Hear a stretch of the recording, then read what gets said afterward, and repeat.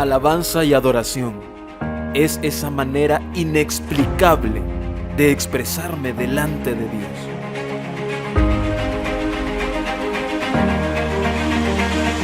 Es postrarnos de rodillas delante de Dios. Es un momento muy especial en donde todo deja de existir y Él es el centro. Es la manera donde yo le entrego mi talento a Dios.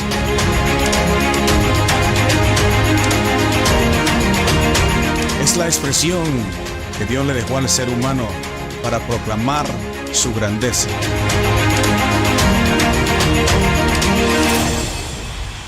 Es una experiencia de vida y amor genuino hacia Él.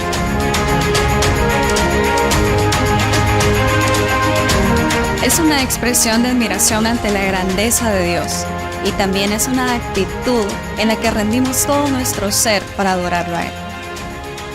Es fuerza, es paz, es fe. Bienvenidos a Fraternidad Emanuel. ¡Iniciamos!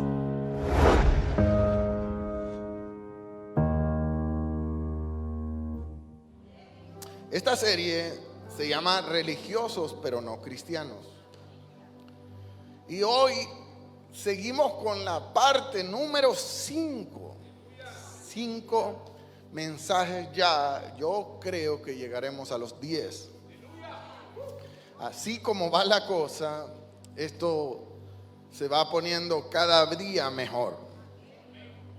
Yo los siento un poco desanimados esta noche.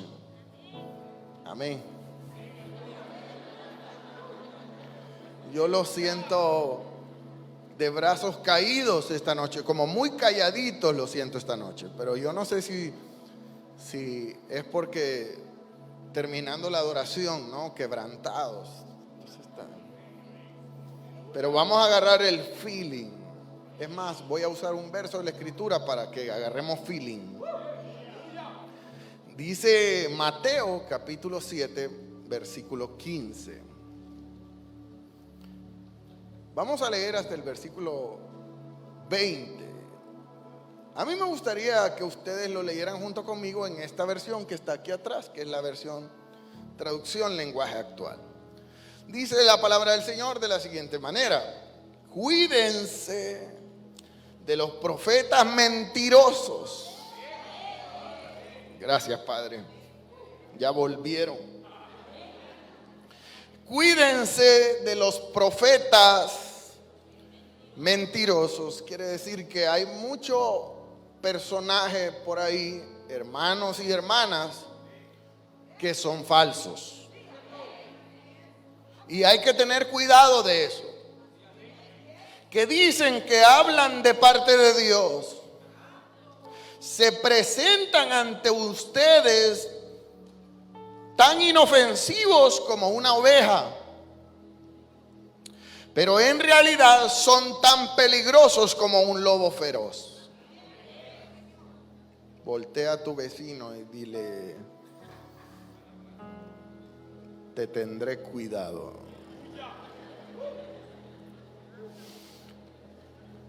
Ustedes los podrán reconocer, será evidente. Hay señales. Pues ellos no hacen nada bueno. Usted se ha fijado que hay gente que viene a las iglesias, pero realmente nunca hablan nada bueno, no hacen nada bueno. Su conducta es reprobada, su lenguaje es pagano. Y sus frutos son amargos. Dice: ustedes los podrán reconocer, pues no hacen nada bueno, son como espinas. ¿Y esto dónde los encuentro, pastor? Dentro de la iglesia. Todas las espinas digan amén. Dentro de la iglesia es donde nosotros encontramos gente con estas características. No hacen nada bueno, son como espinas que solo sirven para herir. hieren por allá, a ministerios que llegan, destruyen lo que sea. Hay gente que no es sana ni humilde, sino que siempre su conducta está inclinada a ofender, a dañar, a destruir, a derribar, a destrozar. Es gente que con su lengua destruyen matrimonios, destruyen noviazgos, destruyen familias, destruyen sentimientos. Y esta gente, mucha de esta gente está dentro de la iglesia. Por años llamándose cristianos evangélicos, pero son peor que el diablo. Solo sirven para herir. El árbol bueno solo produce frutos buenos. Y el árbol malo solo produce frutos malos. Es evidente, diga conmigo, es evidente. No podemos engañarnos ni podemos ser ilusos. Es evidente. El árbol que no da buenos frutos será cortado y será quemado. Así que ustedes reconocerán a esos mentirosos por el mal que hacen. Palabra de Dios.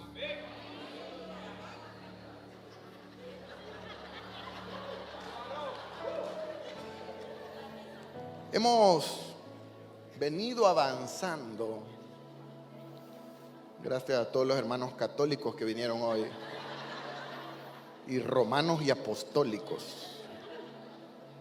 Hemos venido avanzando en esta serie muy particular. Hemos venido desnudando en base a la palabra del Señor, porque la palabra del Señor es lumbrera y alumbra y destapa lo que a simple vista no se puede ver.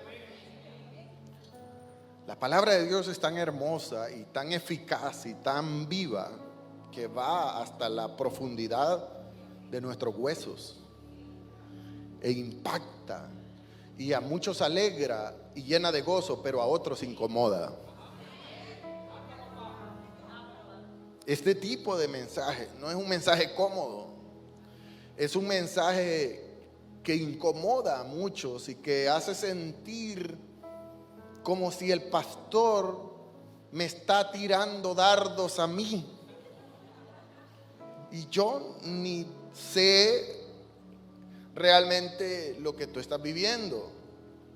Pero la palabra es viva, es eficaz, es más cortante que toda espada de doble filo. Y este mensaje tiene como fin, como finalidad, traer y descubrir quiénes son verdaderos y quiénes son falsos. Quiénes solo son religiosos de cartel. Y si usted está en ese equipo, con tiempo usted pueda reaccionar, reflexionar y pasarse al equipo de los buenos. Porque nadie aquí está exento de cometer errores.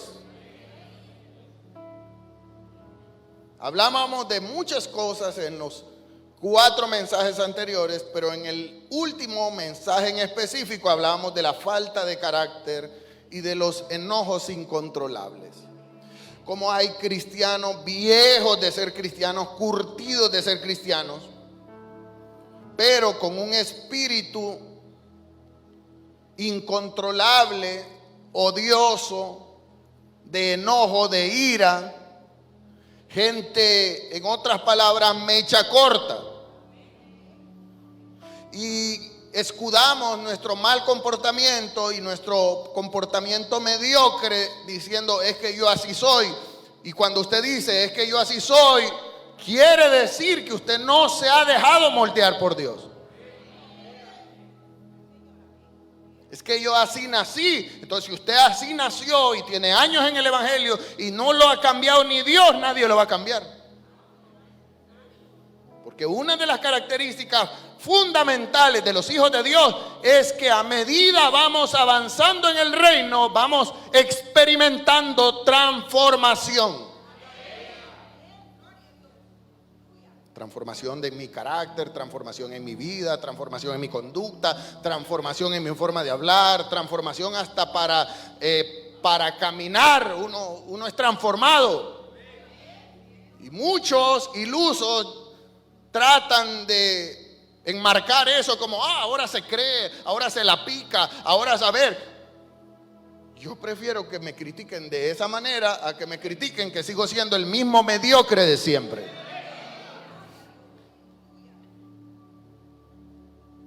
Ahora, quiero ir un poco más allá y si yo le pudiera poner un tema a esta parte 5, un subtema a esta parte 5, yo le pusiera el siguiente subtema. Yo le pusiera arrepentimientos verdaderos y falsos. Diga conmigo, arrepentimientos verdaderos y arrepentimientos falsos. Vaya conmigo a la escritura, a 2 de Corintios capítulo 7, versículo 10 y 11. Yo voy a leer la Nueva Versión Internacional. Dice la palabra del Señor de la siguiente manera: la tristeza que proviene de Dios produce el arrepentimiento que lleva a la salvación. Vuelvo a leer conmigo. La tristeza que proviene de Dios produce el arrepentimiento que lleva a la salvación, de la cual no hay que arrepentirse, mientras que la tristeza que produce que viene del mundo, esta produce la muerte. Dice el versículo 11: fíjense en lo que ha producido en ustedes esta tristeza que proviene de Dios. Qué empeño, qué afán por disculparse, qué indignación, qué temor, qué anhelo, qué preocupación, qué disposición para ver que se haga justicia. En todo han demostrado su inocencia en este asunto. Todos me están viendo como extraterrestres, porque estos son unos textos que hay que contextualizarlos para poder entenderlos. No quiero tanto profundizar en el contexto porque quiero ir directo al punto, pero solo quiero decirle que Pablo habla a la iglesia de Corinto, y cuando habla de tristeza, cuando Pablo dice la tristeza que proviene de Dios, en realidad Pablo se está refiriendo al acto que sentimos cuando le fallamos a Dios. Cuando nosotros le fallamos a Dios, sentimos un dolor en el alma. Sentimos como nuestro espíritu se entristece y sentimos algo que se llama arrepentimiento. Todos los que estamos aquí fallamos. Aquí no habemos ninguno que somos perfectos. Todos los días fallamos. Pero cuando fallamos, inmediatamente, sea lo que sea, aunque usted no lo demuestre, pero usted siente algo que algunos llaman conciencia. La Biblia dice, si tu corazón te reprende, mayor es Dios. Y cuando Pablo dice la tristeza que proviene de Dios es aquello que me impacta y que me baja los ánimos, pero que es el resultado de que dentro de mí habita el Espíritu Santo y me está golpeando diciendo no lo hiciste bien. ese impacto que produce en mí arrepentimiento es aquello que me hace ir a mi intimidad y decir: perdóname, Señor, perdóname, porque estoy fallando y he tratado de seguir tu camino y de obedecer y de no fallar, pero volví a caer. Pero quiero ponerme a cuenta. ¿Me das otra oportunidad, Señor? Y uno se siente mal. ¿Usted se ha sentido mal alguna vez? Y usted dice: wow, fallé. Y esa tristeza, si le podemos llamar así como le llama Pablo, te lleva a la salvación. Fíjate cuán importante es sentir el corazón golpeado cada vez que yo le fallo al Señor. Porque cuando la persona tiene calloso el corazón y ya no siente nada, eso es peligroso. Porque dice: mientras que la tristeza del mundo produce muerte. Y dice, esa emoción de haber fallado produce en nosotros un empeño, un afán por disculparnos, sobre todo con nuestro Dios, por pedir perdón. Produce en nosotros indignación, produce en nosotros temor a Dios.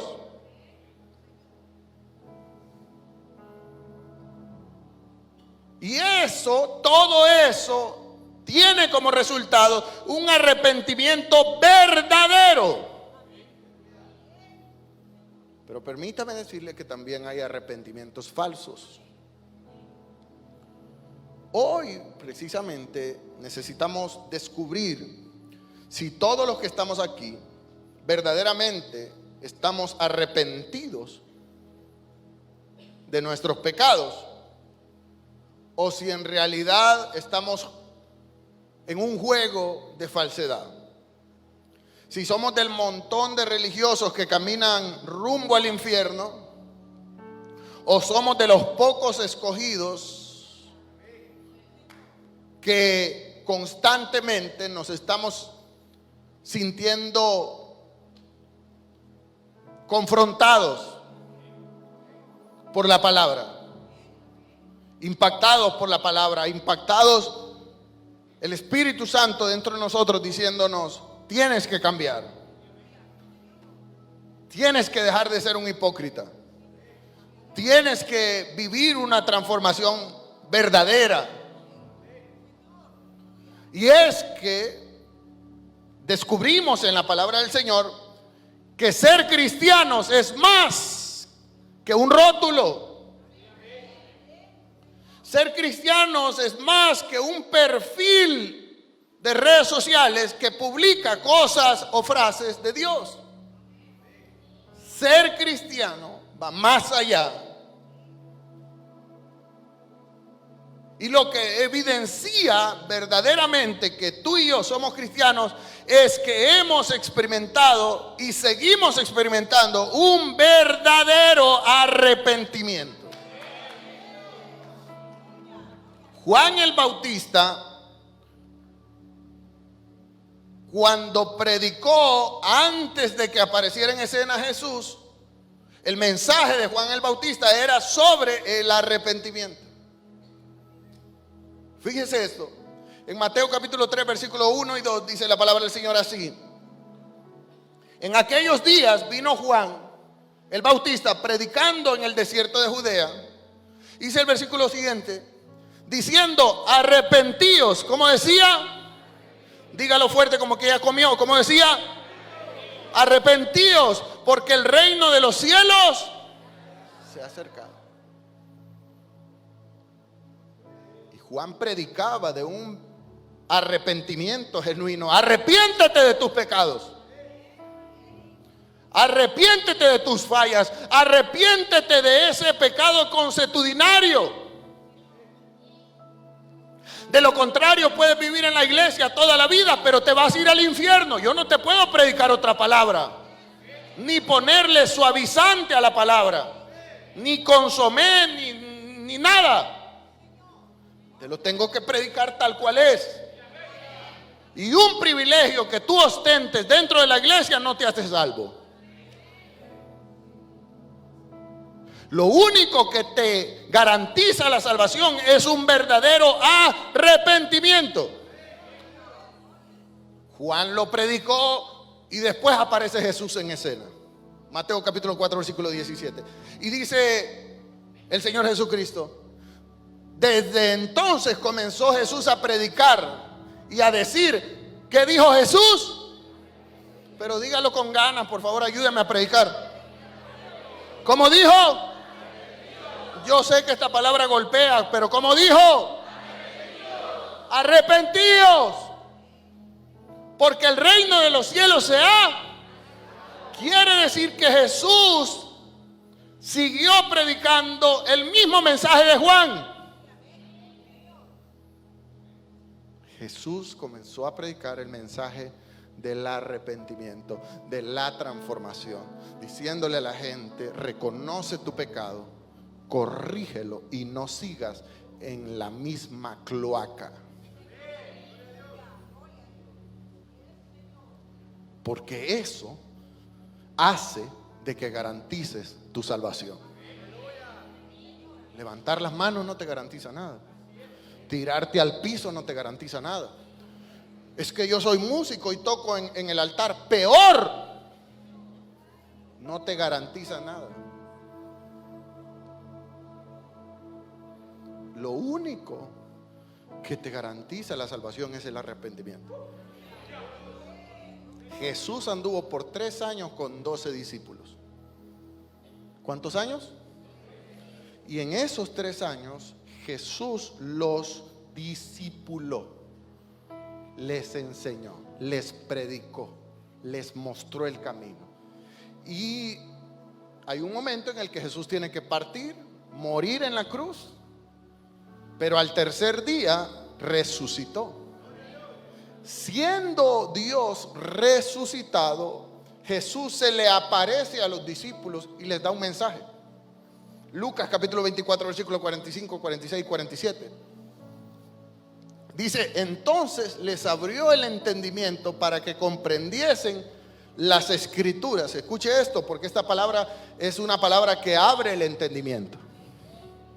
Esta no es una palabra que hace gritar a muchos, pero es una palabra que abre tu entendimiento. Dice: y les dijo, así está escrito, y así fue necesario que el Cristo padeciese y resucitase de los muertos al tercer día. Y dice el otro versículo: y que se predicase en su nombre el arrepentimiento. Y dice: y la remisión de pecados en todas las naciones, comenzando desde Jerusalén.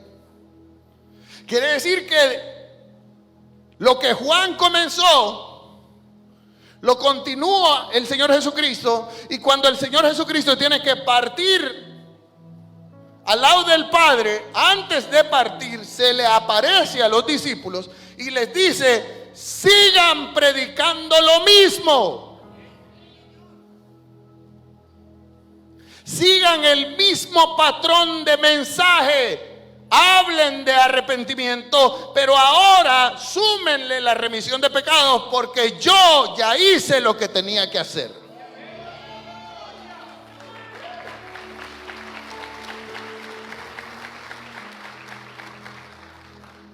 ¿Por qué la gente no cree en nosotros? Porque no hay evidencia de verdaderos arrepentimientos. Si me permite ir un poco más allá, dentro de los 12, no todos estaban arrepentidos. Muchos son los llamados, pero pocos los escogidos. El verdadero arrepentido es aquel que nunca se separa de Dios. El verdadero arrepentido es aquel que sabe, tiene la certeza que necesita todos los días de Dios.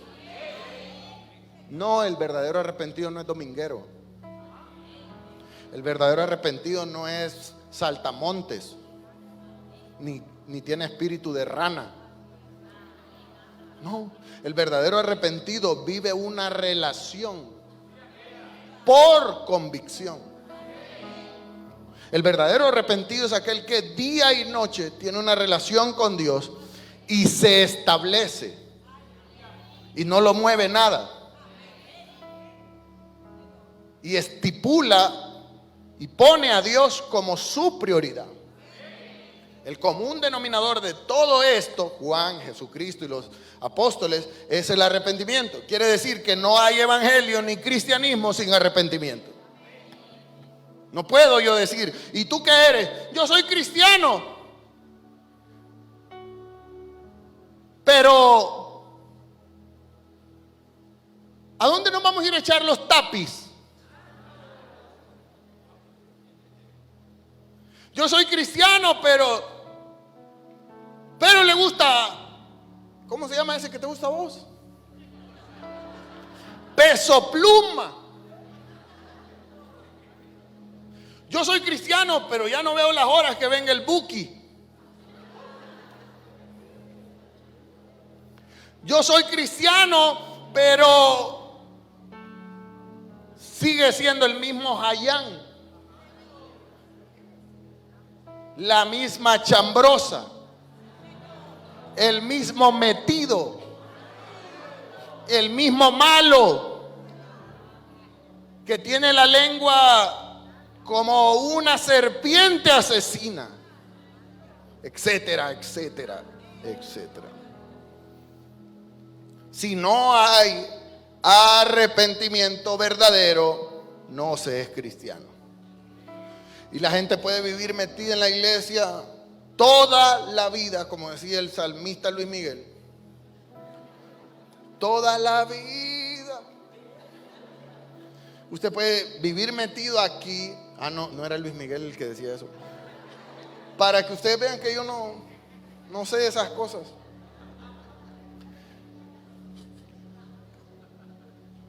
¿Quién era ese desgraciado?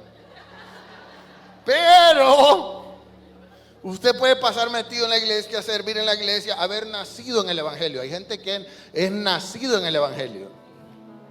Fue a la escuela dominical, ha servido en todos los ministerios habidos y por haber, pero nunca ha experimentado un verdadero arrepentimiento. Porque el verdadero arrepentimiento es un cambio rotundo de opinión hacia algo o hacia alguien.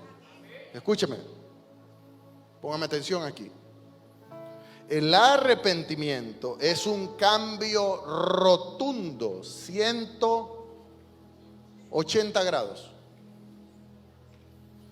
Hay quienes cambian 360. Pero el cambio rotundo es aquel que nunca vuelve a ser el que antes fue.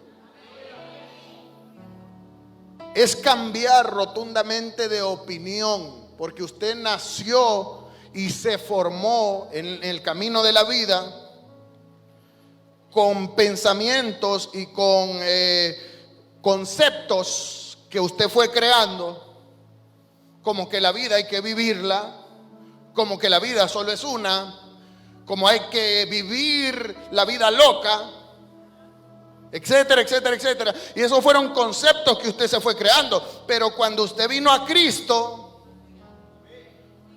usted leyó la Escritura y fue enseñado cuál era el camino malo y cuál era el camino bueno. Dios le dijo a Israel: pongo delante de ti lo bueno y lo malo, escoge. Es decir, que el cristiano verdadero cambia rotundamente de manera de ver y de considerar todo a su alrededor. Eso es un verdadero arrepentimiento. El poder cambiar rotundamente la manera con la que antes veía todo. Antes veía las cosas con normalidad. Hoy el Espíritu Santo es mi lupa, son mis lentes que me dicen: esto no es bueno, esa persona no te conviene, cállate, no hables de esa manera, camina de esta manera, haz de esta manera, ahora eres otra persona.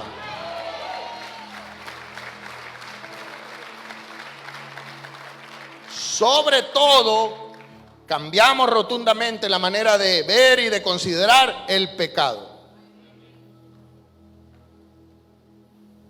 Hay gente con la que se lucha como padres espirituales. Una de las luchas más comunes que uno puede tener con líderes, por ejemplo, hijos espirituales, es que la misma palabra del Señor dice que no podemos juntarnos la luz con las tinieblas. Y que no podemos enyuntarnos con yugos desiguales. Y es una lucha. ¿Por qué? Porque el que no se ha arrepentido siempre le está dando vuelta al asunto y diciendo: no, pastor, yo voy, todos toman, pero yo pido Coca-Cola cero. Todavía tiene una manera de ver las cosas a lo viejo. Porque el que ya cambió el concepto del pecado, el pecado le produce asco. Gracias. El pecado le produce incomodidad. Como un hijo de Dios que soy luz y sal de la tierra, yo ya no soporto. Escúcheme esto, tengo sustento bíblico. Ya no soporto lo que antes me agradaba, ahora me repugna. ¿Cómo ve el pecado el hombre común? ¿Cómo ve el pecado la gente normal y silvestre? Como algo atractivo. Permítame decirle que por un momento quise pasarle a mi gente de media para que me pusieran aquí una Pilsener escarchada. Así, de esas que muchos de ustedes ya se le está haciendo agua a la boca. ¿Cómo ve el hombre común el pecado? El hombre ve una Pilsener o una cerveza y dice: se le reseca la garganta. ¡Qué rico! El hombre ve el pecado, el sexo, la perversidad, las fiestas, Bad Bunny, la bichota. Y el hombre es atraído, siente atracción. El hombre, la carne, somos atraídos por el pecado. ¿Cómo ve el pecado el verdadero arrepentido? Cuando ya la persona se ha convertido a Cristo, cambia completamente, estoy hablando del verdadero, completamente la manera de ver el pecado. Lo que antes le atraía, hoy le produce asco. Le parece algo aborrecible, detestable, y además se asombra cómo fue posible que algún tiempo practicó o deseó aquello. No sé si usted me está entendiendo este mensaje. Hay cristianos conscientes de la destrucción que produce el pecado, pero lo siguen haciendo.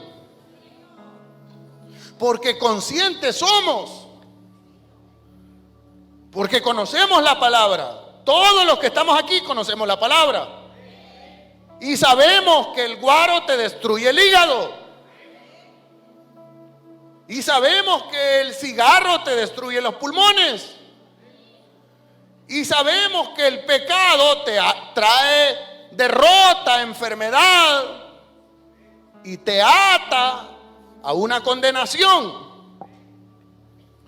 No te permite prosperar. El pecado mantiene a la persona limitada. En otras palabras, en aguas. ¿Usted sabía que la persona que vive en pecado no le abunda nada? Todo todo se le va como agua entre las manos. Pero aún la persona, conociendo la realidad del pecado, lo sigue deseando. Dice la palabra del Señor, tiene pies presurosos para ir al mal. Hay que levantarse en la madrugada para orar. Ay.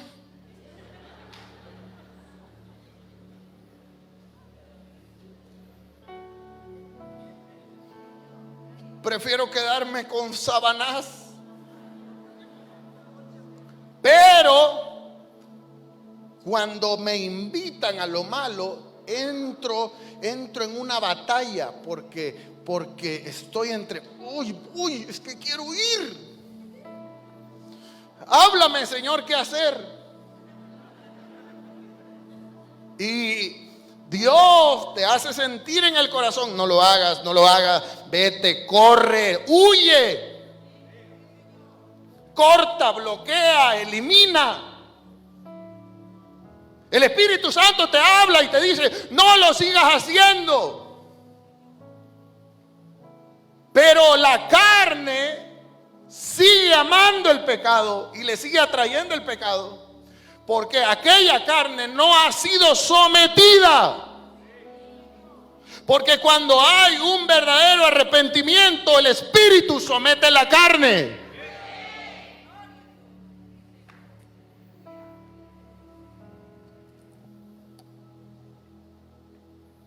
La persona que es atraída por el pecado nunca se quiere separar de él. Y sabe una cosa, minimiza las consecuencias. Juega con las consecuencias. Sabe que hay que pagar una factura, pero está tan atado y tan fuera del lugar. Está, en otras palabras, tan embrutecido que no logra comprender que sigue estando en la quiebra, que está pasando por el proceso más duro, que sigue estando enfermo, que sigue estando mal por su mismo pecado. Aún viendo que todo a su alrededor se derrumba, él sigue aferrado y viene a los cultos, y cada vez que viene a los cultos llora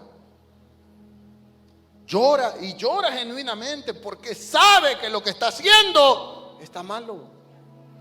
Pero solo sale por esas puertas sin experimentar un verdadero arrepentimiento y sigue haciendo lo mismo. Y así están llenas las iglesias, engañando al mundo, predicándole de que hoy te puedes emborrachar y mañana Dios te va a perdonar.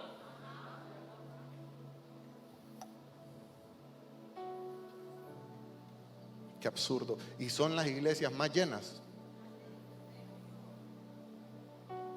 porque Satanás ahí los quiere tener. Usted sabe que Satanás es el quien los levanta. Váyanse ahí a esa iglesia, llénenla.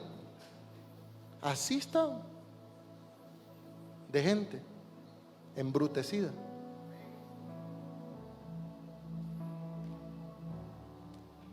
Creyendo que porque van cada domingo, que porque van una vez por semana, ya tienen la vida resuelta, sin experimentar un verdadero arrepentimiento.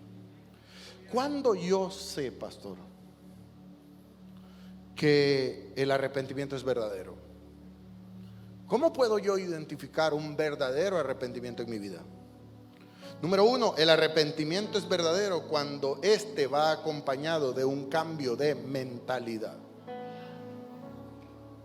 Voy a repetirlo. El arrepentimiento es genuino y verdadero cuando éste va acompañado de un cambio de mentalidad. Efesios capítulo 4, versículo 22, 23 y 24 en la Nueva Traducción Viviente dice: desháganse de su manera vieja, de su naturaleza vieja pecaminosa, y de su antigua manera de vivir, que está corrompida por la sensualidad y el engaño. Desháganse de la manera vieja de pensar, dice otra versión, de la manera vieja y pecaminosa de actuar, de vivir corrompidos. En cambio, dejen que el Espíritu Santo les renueve ¿qué? Los pensamientos, ¿sí? Cuando el Espíritu Santo entra dentro de nosotros, renueva. ¿Qué significa eso? Es como cuando a los carros les hacen lo vuelven otra vez 0 kilómetros. Les hacen un ajuste. Porque ya están reventados, ya toparon, ya están quemados. El pecado los tiene inflamados. Mírese al espejo. Inflamado, reventado.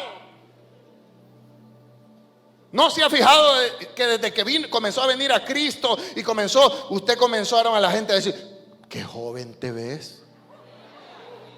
No sé si a usted le pasa, pero a mí me pasa. Qué bicho te ves. No soy yo, es Cristo dentro de mí. No es usted. Ahora, Pablo dice a los efesios, en cambio dejen que el Espíritu. ¿Por qué Pablo dice dejen? ¿Por qué Pablo dice dejen que el Espíritu? Porque la gente se opone. La palabra es lanzada, pero el que resiste eres tú. La palabra se predica, pero el que no quiere eres tú. Quiere decir que hay una resistencia al cambio. Dios te dice cambia, transforma, quita, corta. Y tú dices, pero es que yo lo quiero.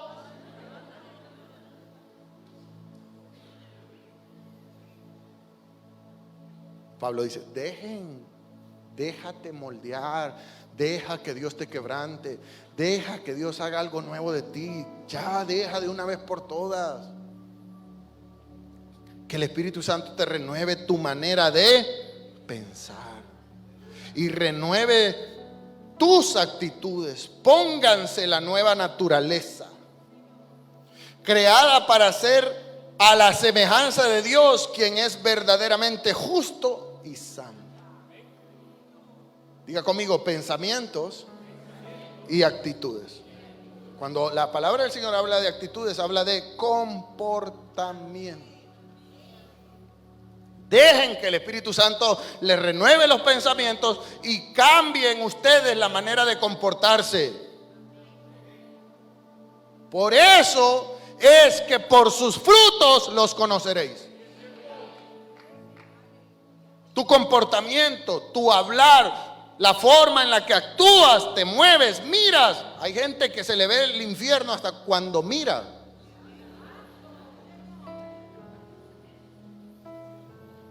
Con una mirada uno ve aquel demonio.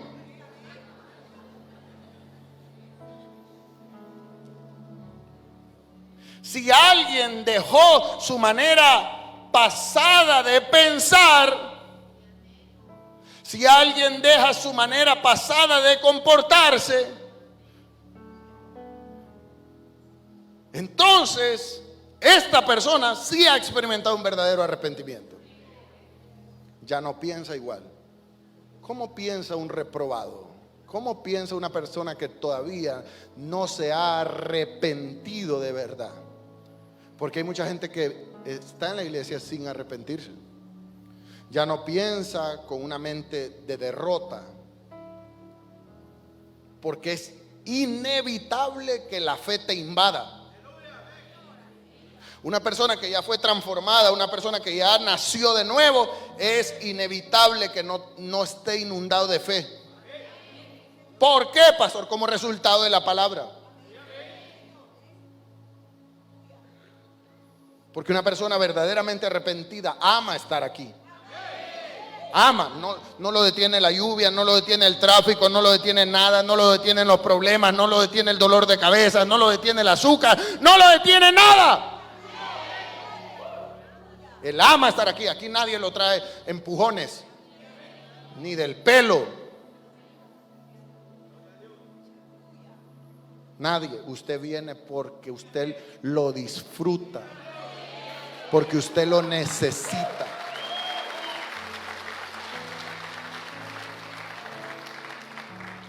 Ya no hay pensamiento de derrota, ya no hay pensamiento de negatividad, ya no hay pensamientos obscenos, ya no hay pensamientos de maldad, ya no hay pensamientos de destrucción, ya no hay pensamientos de enfermedad. La gente está enferma en su mente. Ahora piensa de manera sana en lo bueno, en lo que honre a Dios.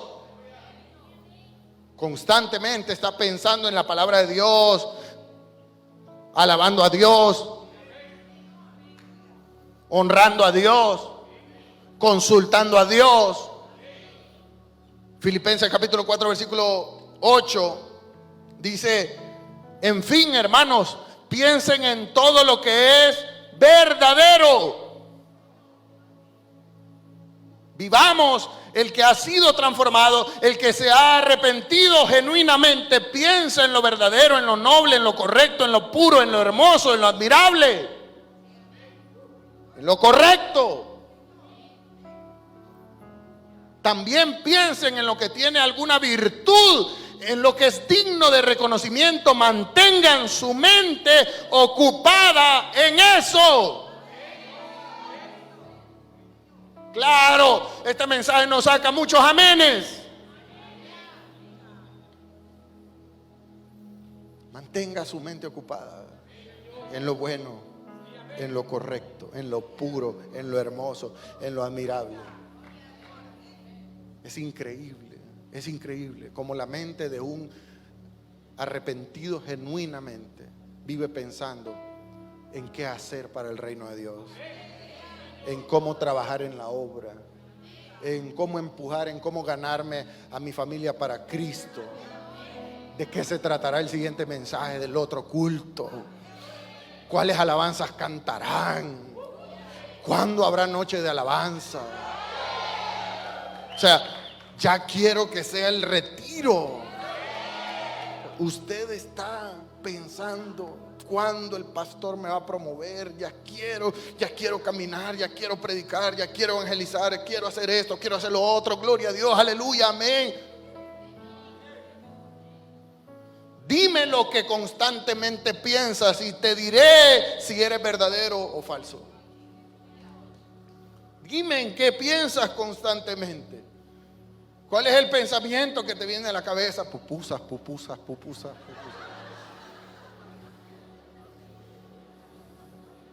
Tamales.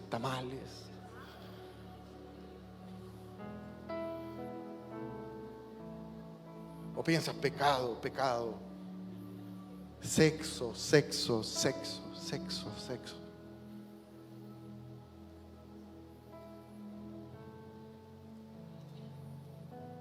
Yo quiero que usted vea esta palabra como una radiografía.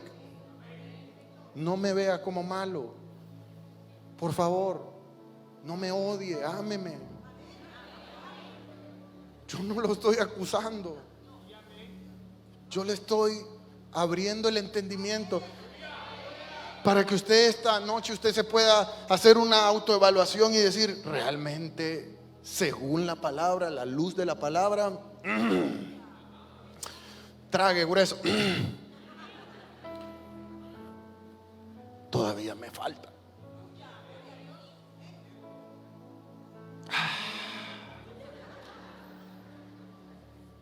Number 2. El arrepentimiento es verdadero cuando el renunciar al pecado es una alegría, un gozo y no un sufrimiento.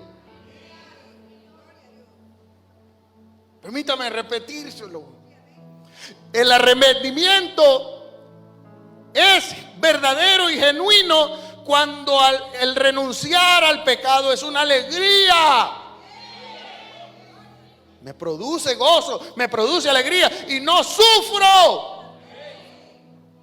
Filipenses capítulo 1 versículo 19. Porque sé, dice Pablo, que por vuestras oraciones y la suministración del Espíritu de Jesucristo, esto se tornará para mí en liberación. Pablo está preso y Pablo está amarrado de pies y manos en un calabozo lleno de ratas, pasando su peor momento, Pablo. Pero Pablo dice: sé que las oraciones que ustedes están haciendo a favor mío provocarán mi liberación.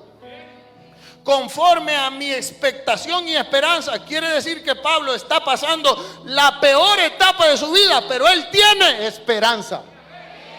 Él tiene fe, él tiene visión. Él tiene una gran expectación de que Dios no lo ha desamparado. Que en nada seré avergonzado, dice Pablo.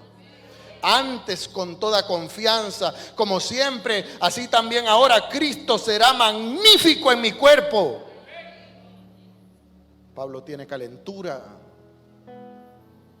Pablo no puede dormir a causa del dolor.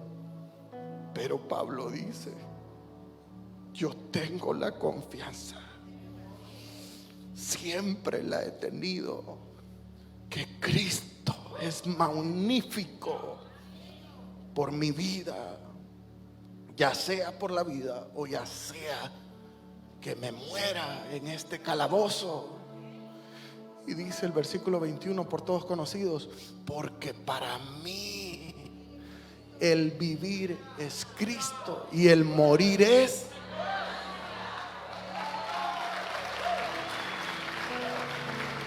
¿Qué es? ¿Qué es esa locura? ¿Qué es esa locura, esa manera de pensar? Eso es producto del gozo y de la alegría de Pablo. Estar metido en una cueva, sufriendo, enfermo, dañado en su salud, afectado, pero feliz, gozoso.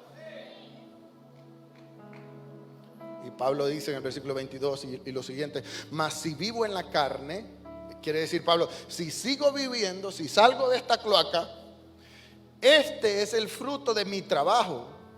No sé entonces qué escoger.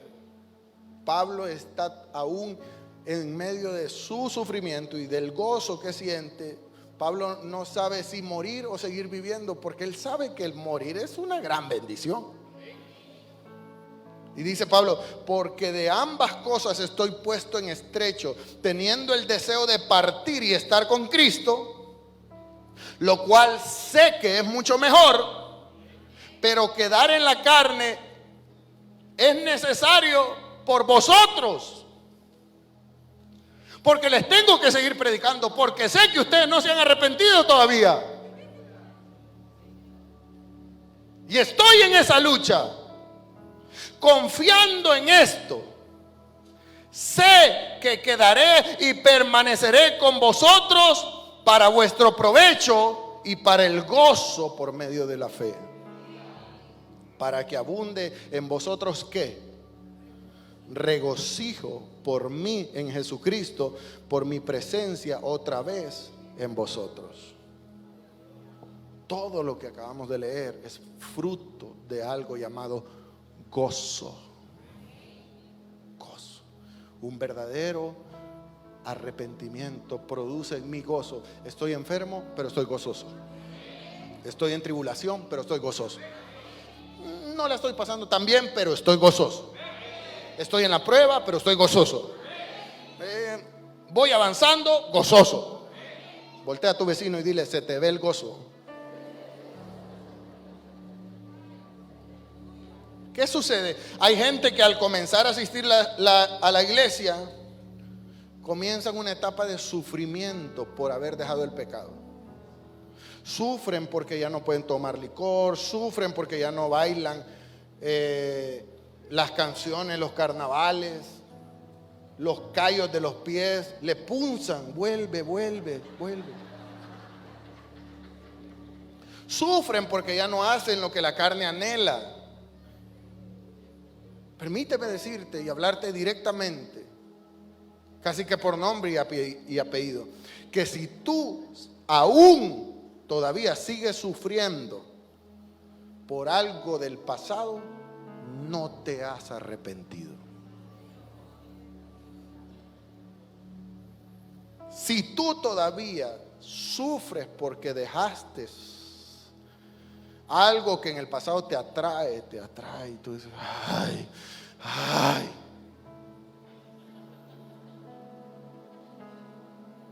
Dios está hablando ahora. Como que el río está pachito.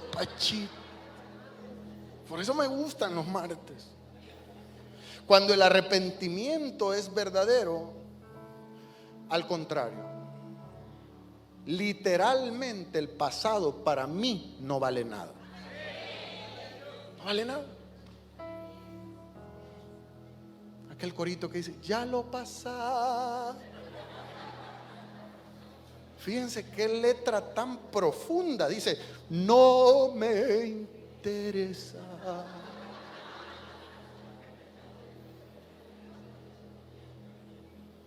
Pero hay todavía gente extrañando su pasado. Extrañando. No, pastor, a mí no me provoca nada. Lo sigues teniendo en el Facebook y lo sigues stalkeando.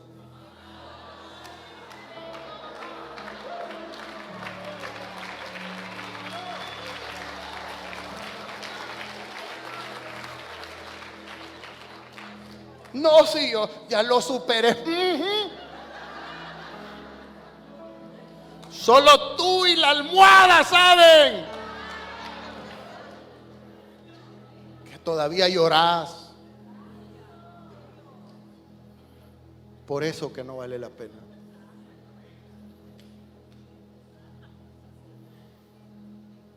Llorando por tonteras, por pasado. Pero cuando yo vine a la iglesia, experimenté una transformación, un nuevo nacimiento, yo veo hacia atrás y yo digo, ¿cómo pude yo? Espérame. ¿Cómo pude yo fijarme en esa basura? ¿Cómo pude yo?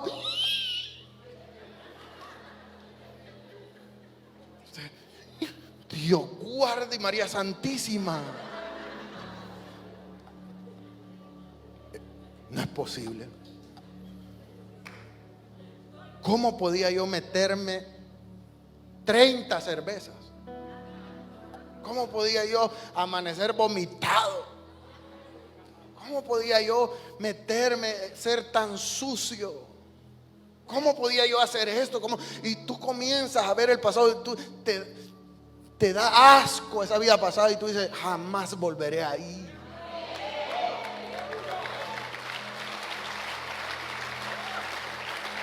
Porque ahora el gozo y la alegría que tienes en Cristo no lo cambias por nada. El gozo y la alegría que te produce Cristo lo es todo para ti. Y lo disfrutas y lo saboreas y te gozas y alabas a Dios, levanta la mano, eres otra persona.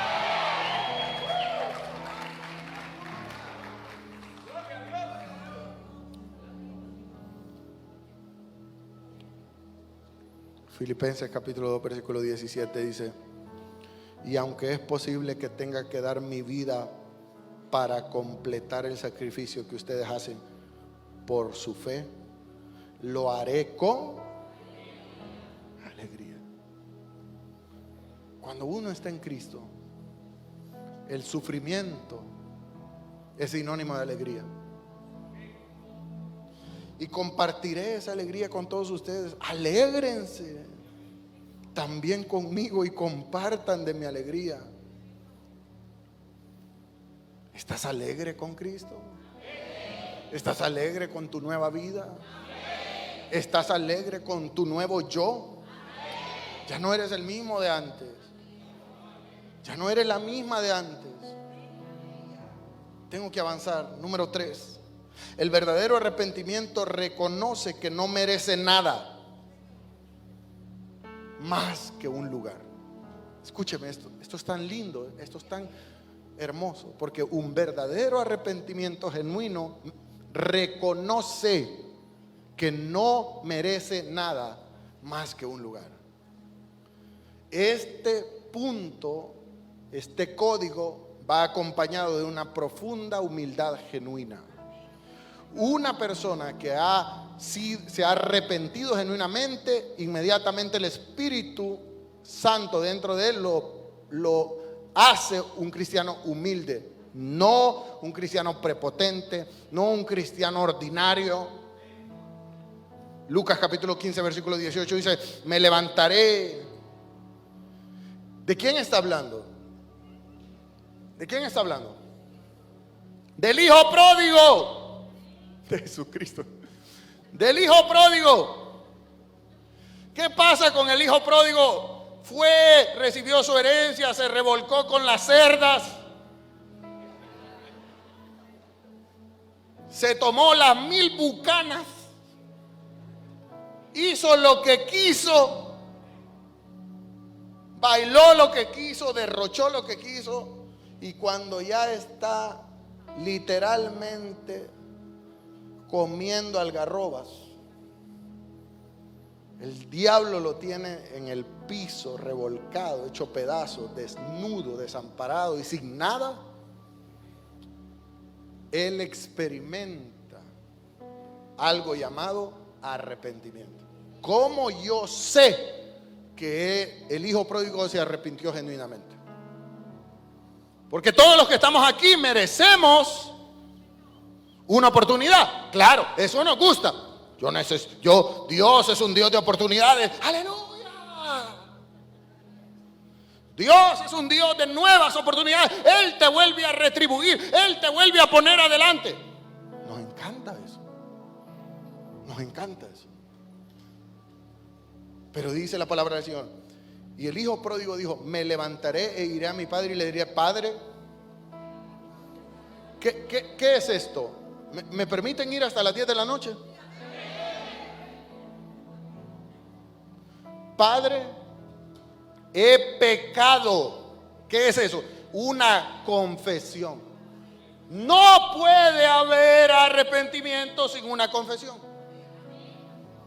He pecado contra el cielo y contra ti. Ya no soy digno de ser llamado tu hijo. En otras palabras, no merezco la posición que tenía antes. Hazme uno de tus jornaleros. Dame la posición más baja. Esa es la decisión del arrepentido. Vienen a la iglesia y quieren seguir siendo lo que fueron antes. No, gánatelo. Dios te perdona, Dios te recibe, pero paga el proceso. Un verdadero arrepentido viene y dice: ya vine.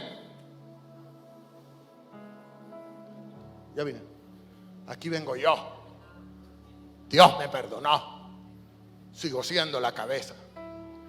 Discúlpame, mientras tú no estabas, la cabeza fue ella.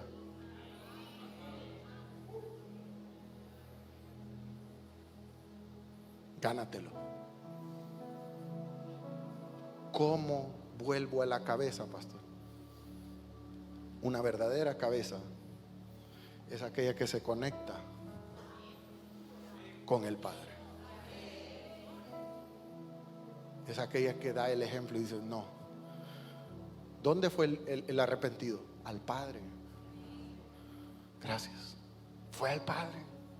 Se le tiró al piso al Padre y le dijo: papá, yo no quiero nada. No me des nada. No quiero ni mi cuarto. Permíteme vivir en los cuartos de los jornaleros. Y el Padre, que todos sabemos las características del Padre, el Padre se le colgó del cuello, lo abrazó, lo vio de lejos. fue movido a misericordia, corrió, lo abrazó, le besó. Y el hijo le dijo: Padre, he pecado. Y todo lo que el padre hizo fue por su misericordia, pero el hijo no lo exigió. El arrogante que exige lo que un día perdió no se ha arrepentido.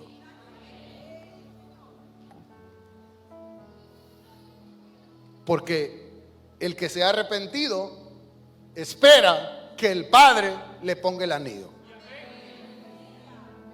Es el padre el que le va a poner el anillo. Es el padre el que le va a poner ropas nuevas, el que le va a poner sandalias nuevas.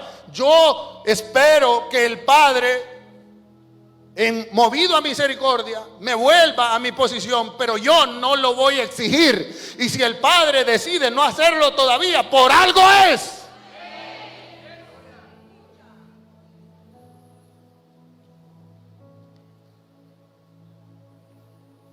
Porque el verdadero arrepentido sabe que el perdón es más que suficiente.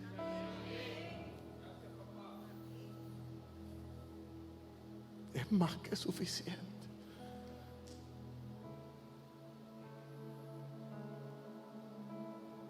Tengo varios puntos más. Y créame, esto se pondrá mejor. Yo quisiera que con estos 3 puntos que hemos avanzado, usted se autoevalúe. Créame, esto está para poner sus barbas en remojo, para echarse ceniza en la cabeza,